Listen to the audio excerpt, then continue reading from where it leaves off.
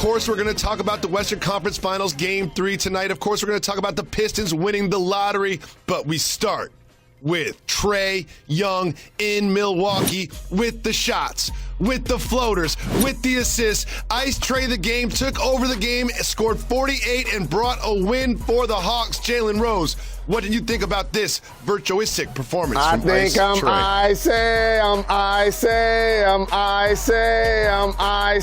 That's what I think. And here's the deal, David Jacoby. That young man is not only being incredibly productive, but I like the flash and the flavor that he brings to the floor. Not only with his unlimited range shooting from 30-plus feet, but how about dimes off the backboard to John Collins? How about getting a little shimmy, shimmy, ya, shimmy, yo, shimmy, ya, when he opened for three and they give him some range?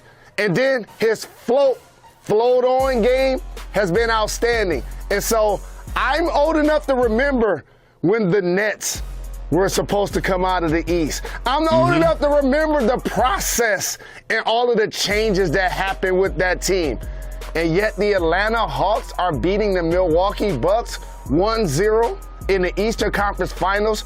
This is incredible for Nate McMillan, that franchise, and this basketball team. It's that shot right there. It is Trae Young holding up the one, which I love the mentality is, yeah, we had a big win. Yeah, that's emotional. But right after the game, he's like, that's only one, and we need 4 to get to the NBA Finals. And Trae Young didn't do it alone.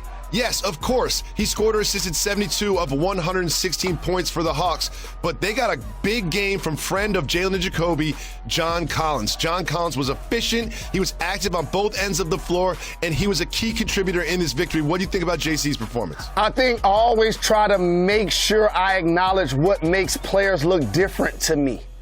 And I was watching John Collins, I was like, wait a minute, he catching lobs off the backboard and he making corner threes. I normally don't see players do that, and so I did some stat hunting. Do you realize in the last 25 years of the NBA, there have only been 3 players that make at least 60 threes and 60 dunks in a season? Sean Marion, Anthony Davis, and John Collins. Because usually the guy that's making threes ain't dunking on people and or vice versa. So when you see his productivity, along with Gallo, who made a couple of buckets up front, shot the Red Velvet, who's been giving them quality minutes, Bogey, who's been in and out of the lineup trying to fight through a knee injury and play good minutes, Solomon Hill, like they're getting so many players that are playing their best basketball at the right time of the season. And man, if you're the Indiana Pacers, you actually fired Nate McMillan.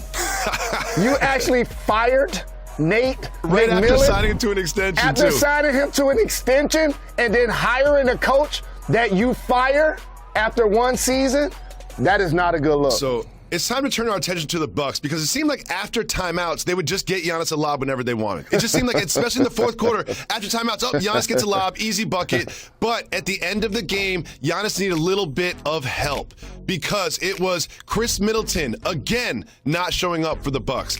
And it was Pat Connaughton missing a huge, wide-open practice 3. Jalen, what do the Bucks need to change in order to win Game 2? So, of course, if you're the Hawks, you're going to miss Hunter and or Reddish, and if you're the Bucks, you're going to miss DiVincenzo. However, you're supposed to make open shots. And that shot in particular from Pat Connaughton, that was an air ball, those are buzz kills late in the game. It's one thing for a dude to miss a shot, but it's another thing for him to shoot an air ball, especially when he's supposed to be a shooter. And they're not going to win many games when Middleton takes more shots than he has points. Drew Holiday was terrific offensively, but I have to give Trae Young credit because Drew played him a lot better in the regular season. But once the postseason started and those bigs started slumping off the pick and rolls, now all of a sudden Trae Young got room to operate and he out there dancing on them and knocking down shots. That's why he had a huge first half. Yes, that drop coverage has got to go. Coach Bud, I know you watch the show every day. Coach Bud, you got to drop the drop coverage. You just got to drop the drop coverage. Another thing I want to point out is This was a sneaky, really good game from Giannis. When you look at his shot chart, where he got his buckets, this is the Giannis that everyone's always asked for. Don't shoot the threes. Don't shoot the jump shots. Just shoot in the restricted area and the paint. And that's what he did. I thought it was a good performance from Giannis. What do you think? And he was 6 for 8 from the free throw line. Mm-hmm. And so if you're the Atlanta Hawks, you feel good being up 1-0. But if you're the Bucks, you just exhale. You understand that you were in a tough series just like they were. KD was outstanding, and you just got to now readjust your mind frame.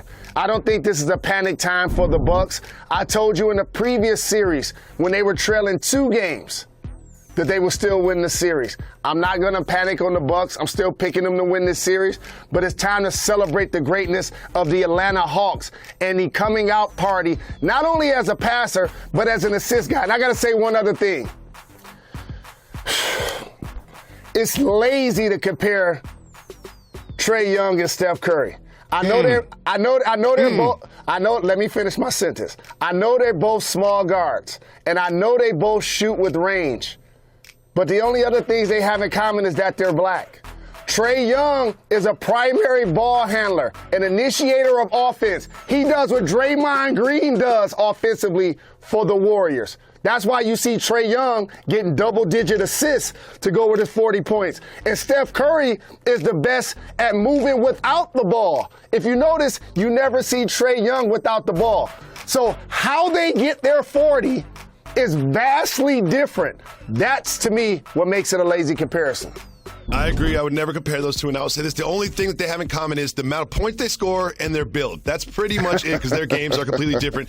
One thing I love about the environment in Milwaukee Bucks game, Packers lineman David Bakhtiari is at it again. Jalen, I'm not a good chugger. I can't really chug. The bubbles get to me. You know what I mean? I have to burp afterwards. But watch Bakhtiari. That's not even like a Pilsner. That's like an IPA. That's like a double IPA. Watch this, Jalen. Tell me what you're thinking right now. I'm thinking that this footage is so ancient, and this is for American guys like yourself. You get excited about somebody chugging a beer. Like, to me, that's so overrated, dog. That is so overrated. You could never chug a beer like that. You could never, ever, ever chug a beer like that, I promise you. Next time you're in the studio, we'll find out. You could never do that. Never. Never could you do that. Jalen Jacoby. I've chugged St. Ides and Old English 40 ounces. What do you mean I can't chug a cup of Bud Light or Miller Light? What do you mean? Next time we're hanging out, I'm bringing a 40 of St. Ides, and I'm bringing my iPhone, and we'll see what the footage looks like. Moving on to the Western Conference Game 3 I love his tonight. Hair, though. I love his hair. I'm going to say it. This is a must-win for the Clippers in Los Angeles. Jalen, we all know the CP3 will be back. We all saw the Valley-oop. But what are some of the other contributors from Phoenix that are important for them to keep riding this streak? You know, one of the things about Jalen and Jacoby is we give the people what they want. And originality is what we do first and foremost. So whether it's cultural or regional, whether it's soft move or boss move, how about champagne and campaign?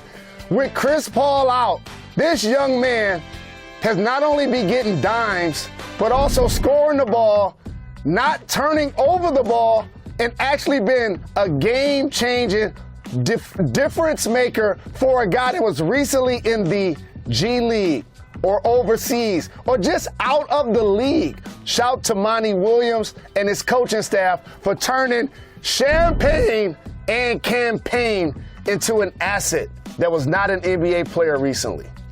And it seems like we've been saying it ever since the Lakers series, but DeAndre Ayton, former #1 pick, who was in a great draft class, has been showing up every single game. Efficiency, defensive rebounding, playing great D, catching lobs, getting buckets, doing everything asked of him. Ayton has had an amazing series, Mr. Rose. Here's what I love about hindsight. So if you look back at Ayton's draft, the Suns are happy that they picked him over Luka and Trae, because he's actually going to fit better with Booker.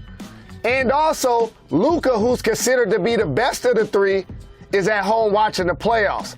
Now, the other person that was a part of those 4 guys getting picked, Marvin Bagley, Sacramento, you got to figure that out.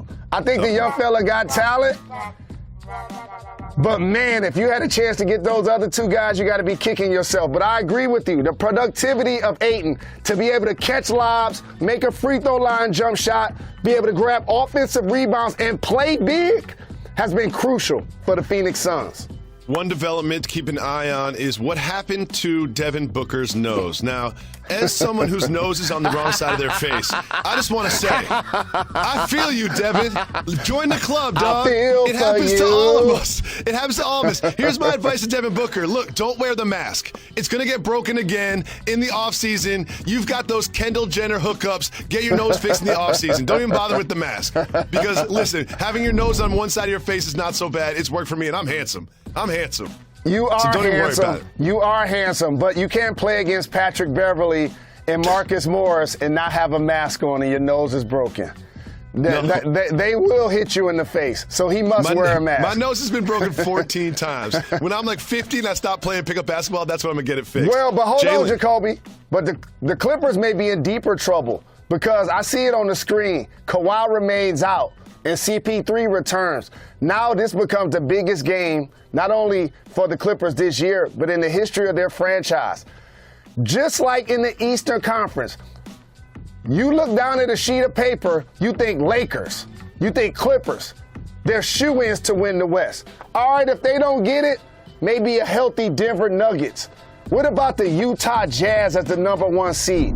We have now the Phoenix Suns up 2-0 and the Atlanta Hawks up 1-0 in the conference finals in the conference finals in the NBA. This is great theater. You know why I'm rooting for the Bucks? Because I'm concerned about you traveling to Atlanta a few times. You know, I'm concerned about you in Atlanta. So we got to get the Bucks. We got to get the Bucks to win. Jalen Rose, head coach of the Golden State Warriors, Steve Kerr, had a very interesting comparison for that man right there, Kevin Durant. We'll tell you what that is right after this. You're watching Jalen and Jacoby. Credit Karma has always been there to help you make better financial decisions, and now they want to help even more. With Credit Karma Money Spend account, you can be rewarded for good money habits. Credit Karma Money is a brand new checking account where you can win cash reimbursements for making purchases. When you use your Credit Karma Money debit card, you can win daily instant Karma purchase reimbursements on items up to $5,000. Just pay with your debit card, and if you win, you'll be notified on the spot, and your instant Karma cash will be added back to your spend account. And when you make a purchase between June 8th and June 30th, you'll automatically be entered to win $1 million. Credit Karma Money. Progress starts here. Right now, visit creditkarma.com/winmoney to open your free account and start winning instant karma. That's creditkarma.com/winmoney. Instant Karma is sponsored by Credit Karma. No purchase necessary. Exclusions and terms apply. See rules. Banking services provided by MVB Bank Incorporated. Member FDIC. Maximum balance and transfer limits apply. As Red Robin's voiceover artist, I'm here to explain Bottomless. How do I get across free refills on fries and drinks? Well, here goes. Bottomless at Red Robin means free unlimited refills on the fries and sides that come with every burger or entree. That means free refills on steak fries, sweet potato fries, Yukon kettle chips, garlic fries, broccoli, side salads, soft drinks, iced teas, freckled lemonades, and even root beer floats. Offer doesn't expire until your appetite does. Whew, nailed it. Red Robin. Yum.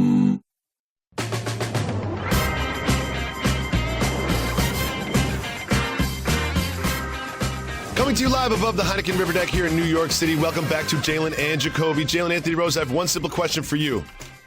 Who's got the number 1 pick in this year's draft? Who's got the number 1 pick in this year's draft? Basketball! I'm really excited for my hometown team, and I felt this was going to be the year for it to happen because losing my mother in February, we bonded over basketball, and the Pistons were her favorite team.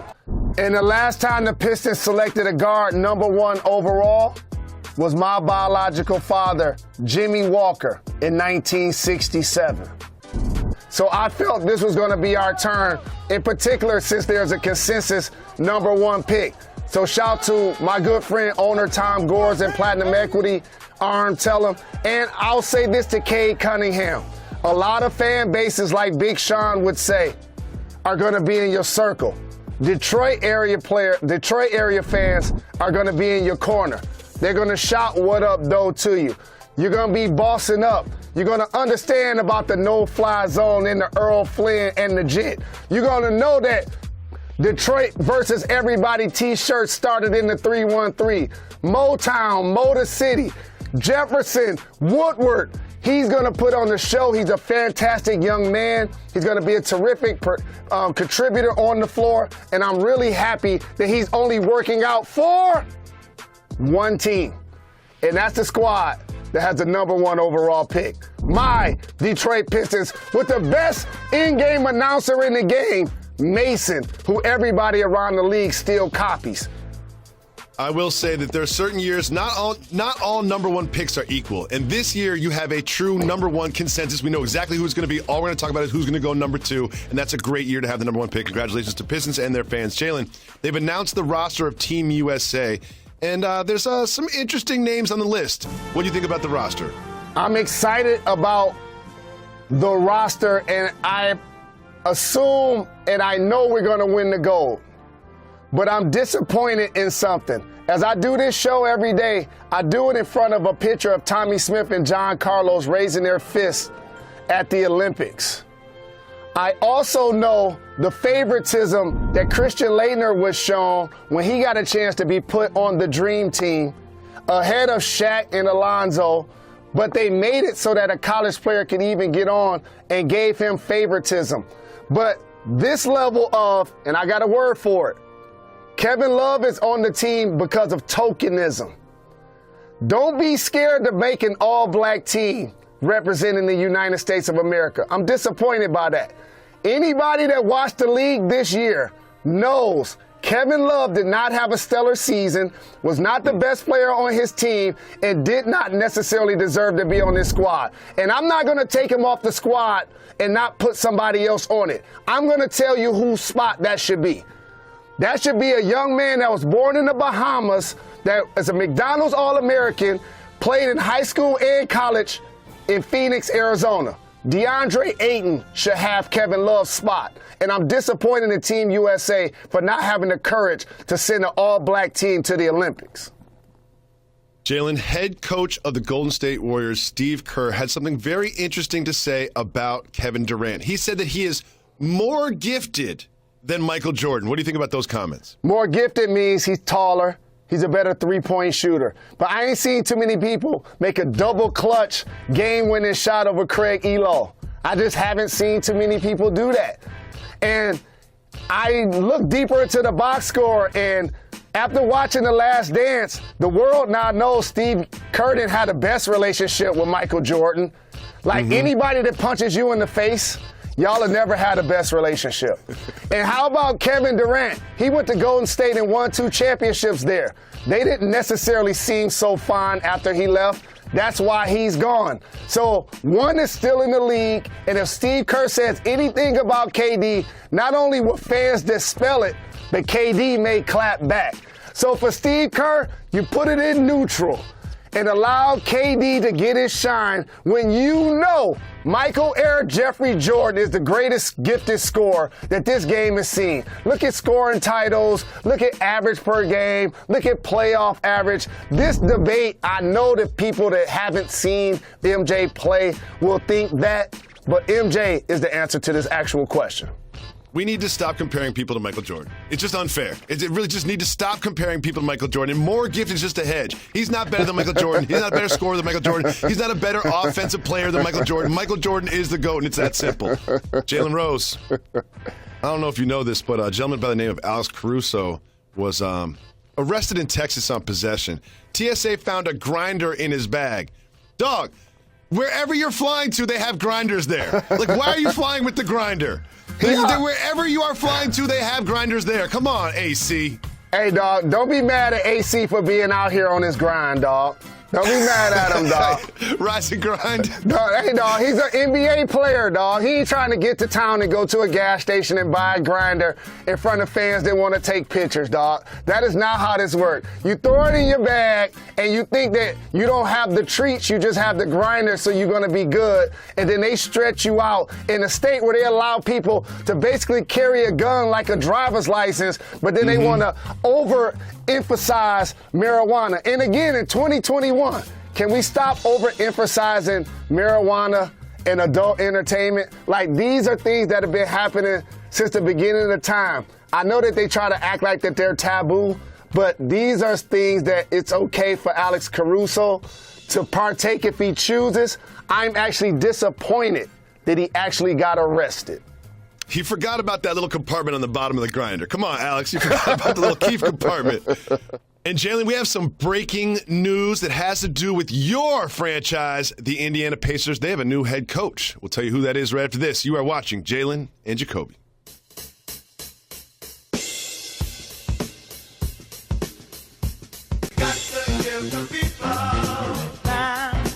Today, many small business owners are busier than ever because they're focused on managing and growing their businesses. They can't always spend their time they wish they could on recruiting new talent for their businesses. That is why LinkedIn Jobs has made it easier to find and hire the best candidates absolutely for free. And I've said this many times. While you see Jalen and I, and you listen to Jalen and I in the podcast, we have the best staff in the world. None of it is possible because the people that you surround yourself with is going to change the product, change your business. It's one of the most important decisions you can make. That is why LinkedIn is so important. You can get started by posting your job for free to reach LinkedIn's network of 740 million professionals. Fill out targeted screening questions to get your role in front of the most qualified candidates with the experience, skills, and motivation that you need. Then use simple tools to filter and prioritize the top candidates you'd like to interview. LinkedIn Jobs will help you hire the right person for your role. And your first job post is absolutely free. All you have to do is visit linkedin.com/Jacoby. Again, that's linkedin.com/Jacoby to post your first job for free. Terms and conditions apply. Game 3 of the Western Conference Finals is tonight at 9 p.m. on ESPN. Make sure you tune into that. Must win for the Clippers. Welcome back to Jalen and Jacoby. Jalen, the Indiana Pacers, a team you played for, have a new head coach, a man you played for, Rick Carlisle. What do you think? Things came full circle, and I'm not surprised. As you mentioned, Rick Carlisle was the associate head coach when I was in Indiana under Larry Bird. When we went to the NBA Finals, we went to a couple of Eastern Conference Finals. He won a championship in Dallas. He was there over a decade, and it was just time to go their separate ways. And when you leave coaching Luka Doncic, that means $29 million is in Indiana. Shout to Carlisle. Jalen, sometimes we get it in at the bar, sometimes we get it in the gym. And when you're on the treadmill, you go slow. But that is Odell Beckham Jr. on the treadmill right there. Look at him, Jay. Because he doesn't mind getting injured because he got to come back to play football. For me, if I'm working out, I'm trying to stay healthy so I can go have beverages afterwards. We'll see you back tomorrow at 2 p.m. on ESPN.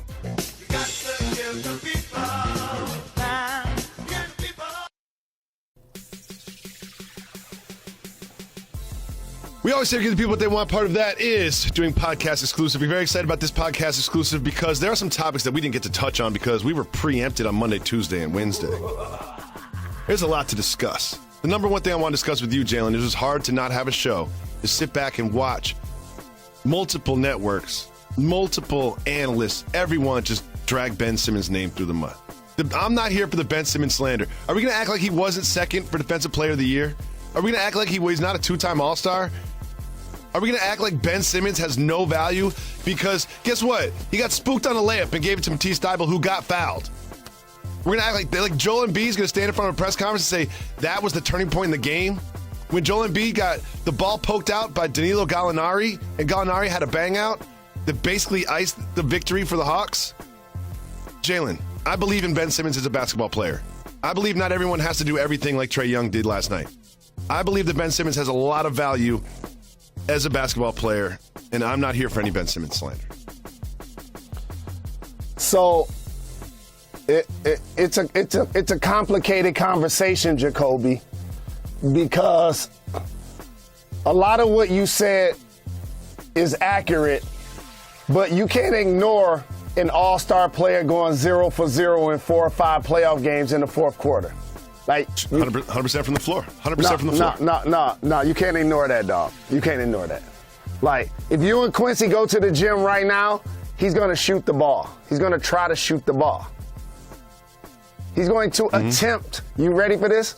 He's going to attempt to shoot the ball. Like, make or miss. You can't act like that's not unique. You can't act like that's not original. And it's strange for your primary ball handler that's a point guard. That is strange, Jacoby. Now, yes, he has value. Yes, I would want him on my team. But I've said this for years. And Joel Embiid even clapped back at me when I said it. I said it on Get Up around May of 2018. I specifically said when they were in the playoffs, these two players occupy the same real estate on the floor, and therefore Ben and Joel just don't fit if you're trying to win the championship. That's the true issue.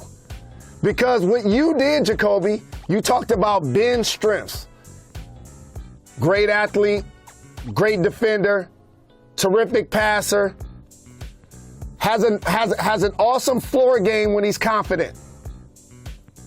But he needs to be surrounded by shooting, and to maximize his skill, he either needs to have the ball initiating, or he needs to be a finisher because he plays with somebody else that draws a lot of attention. And follow me, that draws a lot of attention, but they play facing the basket. You see what I'm saying? So swap out. I can put Ben Simmons on multiple teams, like you just said, and he'd be good. I can put him in Boston next to Tatum and Jalen Brown. He'd be just fine playing defense up front. Be another ball handler. Not have to worry about shooting or scoring, because both of those guys play facing most of the time, and they'll take up the scoring load. I can put him on a lottery team like the Detroit Pistons. Same thing, just like you said. He'll fit right in, he'll get numbers, he'll do his thing. You also talked about Joel Embiid's weaknesses. Let me drill down on those. There were 3 separate plays against the Hawks that are buzz kills. They all involve Joel Embiid. He got the ball stolen from him in the first half, and Bogdanovich had a breakaway dunk. He got the ball stolen from him in the second half. Lou Williams, who I didn't even know could still dunk because he was so far ahead of the pack, got a dunk. And then at the end of the game, Gallo knocks the ball away from him and gets a run-out dunk. You remember those 3 plays? You ready for this? That don't happen often in an NBA playoff game, where somebody get the ball hit from behind and somebody else get a breakaway dunk. Not 3 times to the same player. And so why is Jalen watching that? That means he's trying to operate in close quarters and trying to do too much. That's why he had 8 turnovers. And that also means when we steal the ball, it ain't just take a deep breath and set up the offense. That means when we get it, it's a bucket. You know, like when we get it, that's what they call turning defense into offense, literally. Seth Curry ended up being more important to the Sixers than Ben Simmons. Why? Because Joel likes to occupy the mid-range in the post. Therefore, if he has a shooter that's facing the basket, that's a knockdown guy, he's gonna what? He gonna eat. And you see Seth Curry was eating, right? And they missed Danny Green. They missed Danny Green. A lot of people are gonna say this, they missed Danny Green. And you need Tobias, Joel to perform better, to your Ben Simmons point. But you cannot ignore Jacoby. You cannot ignore. It is strange, it is unique, it is awkward for everybody. When your perennial all-star will not attempt shots outside of the paint, and will not attempt shots in the fourth quarter, especially when he gets an uncontested dunk down low against Trae Young, who's been talking smack to the crowd, who's been talking smack to the other team. Like, I would have thought he would have purposely dunked it just because it was Trae Young. You know how all of a sudden James Harden went into his bag when he saw Giannis? You know that's how this game works. It's like, I'm hurting all, but you on me, dog? You? Yep. You? Like, all right, dog, I'm going to just have to get hurt. James is like 5 times between the leg, step back, bang, bang. So if you're Ben Simmons, yes, Jacoby, he has value. Yes, I still believe in him. Yes, I would still want him on my team. But you cannot ignore how psychological the game of basketball is. And that's got to be a huge challenge and hurdle for him to overcome. And he's shooting with the wrong hand. When he goes to the free throw line, he shoots with his left. When he's driving to the bucket, finishing it with his right. It's been happening since college. That's another issue that's not going to change, I believe, but it's a part of his mental hurdle that I think he still obviously needs to get over. You know I'm emotional. I feel bad for Ben Simmons. Like, my heart just goes out to him. They lost a tough game 7. It was close. And then to hear Joel Embiid say that was a turning point of the game, and then to hear his name just all of a sudden he got traded to every team in the NBA. In the next 12 hours after that loss, he was traded to every team in the NBA. And Jalen, I have some news for you. Your Pistons have nothing to trade for Ben Simmons. Like, who are you going to trade for Ben Simmons? What's that package even look like? Like, you don't have anything. Don't you dare trade that number 1 pick. I got something for him.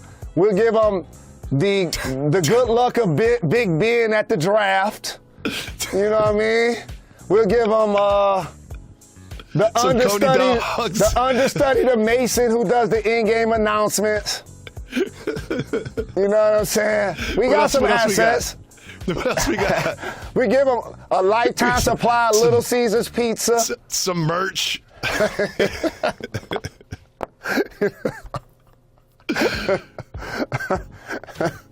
Yeah, I think that's a good package. We'll give them that in order to get Ben Simmons. You can't, when you were like, oh, he look good in the Pistons uniform, I'm like, who are y'all going to trade? Like Jeremy Grant? No, we keeping him. He's an Olympian. Please. We got Olympians on our squad. All I can say is this about Jeremy Grant is somehow you all got to get to 90 points. Like, somehow you got to get to 100 points. Someone's got to score him. Like, someone's going to score him. It just happened to be Jeremy Grant.